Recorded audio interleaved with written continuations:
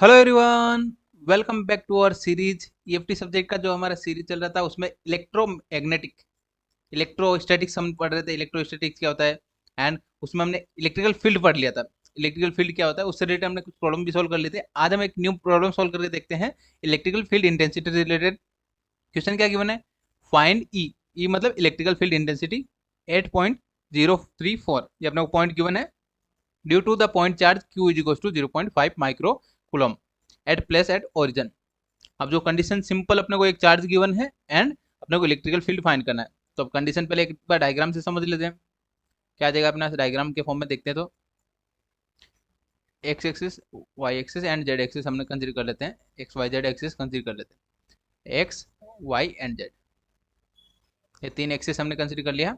यहाँ पे क्या है, एक्स वाला कोऑर्डिनेट 0 है, तो यहाँ पे एक्स एक्सिस को यहाँ पे ले लेते हैं, वाई जेड।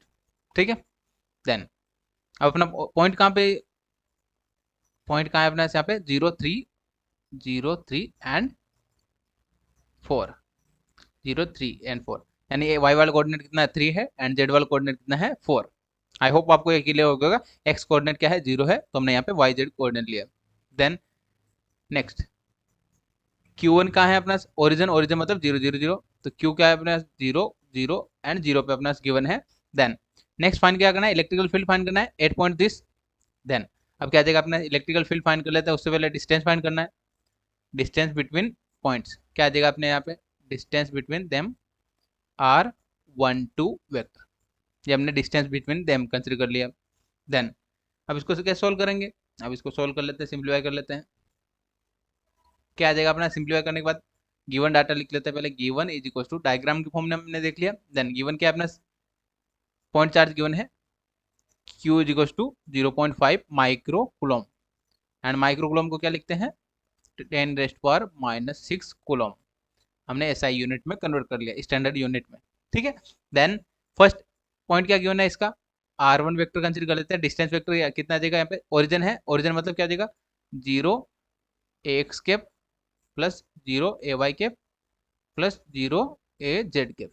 सिंपल कैलकुलेशन है। डिस्टेंस वेक्टर अपने क्या, इसका ओरिजिन पे क्या है, ओरिजिन पे गिवन है तो 0 0 0 कोऑर्डिनेट हो गए। देन सेकंड, सेकंड क्या है अपना Q2, या क्या जाएगा अपना R2। R2 क्या, सेकंड पोजीशन क्या गिवन है 0 AX cap plus 3 AY cap plus 4 AZ cap. Second coordinate क्या गिवन है AZ cap. Then first R1 and R2 हमने ऑलरेडी अपने क्वेश्चन में गिवन था, वो हमने यहाँ पे वेक्टर के फॉर्म में लिख दिया। ठीक है, कोऑर्डिनेट गिवन थे, कोऑर्डिनेट को वेक्टर के फॉर्म में हमने लिख दिया। देन नेक्स्ट क्या होता है, इलेक्ट्रिकल फील्ड फाइंड करना है, ई फाइंड करना है। फॉर्मूला क्या होता है, E is equal to KQ upon R12 का square into R12 cap.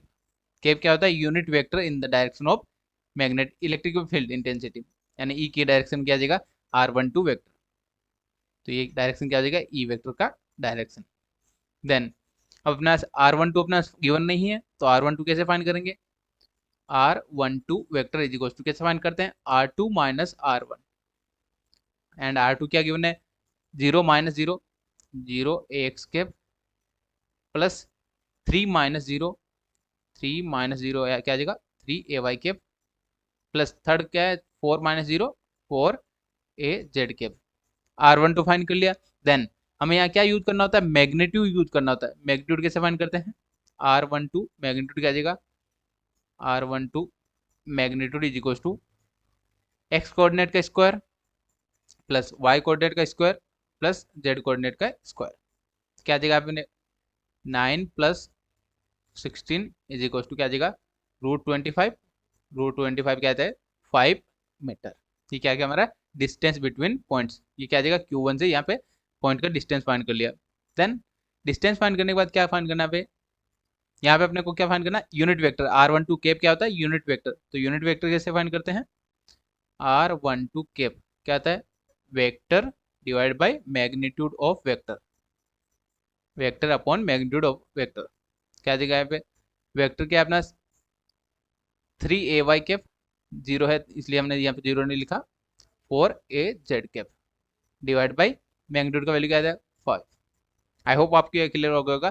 Then अब सभी वैल्यू इक्वेशन में पुटअप कर देते हैं। ई इज इक्वल टू क्या आ जाएगा हमारे पास, के का वैल्यू क्या आता है 1/4 pi into 8, 4 pi epsilon not क्या आ जाएगा 8 इंटू 8 की पावर -12। देन क्यू क्या है अपना यहाँ पे 0.5 गिवन है, 0.5 इंटू 10⁻⁻6 गिवन है।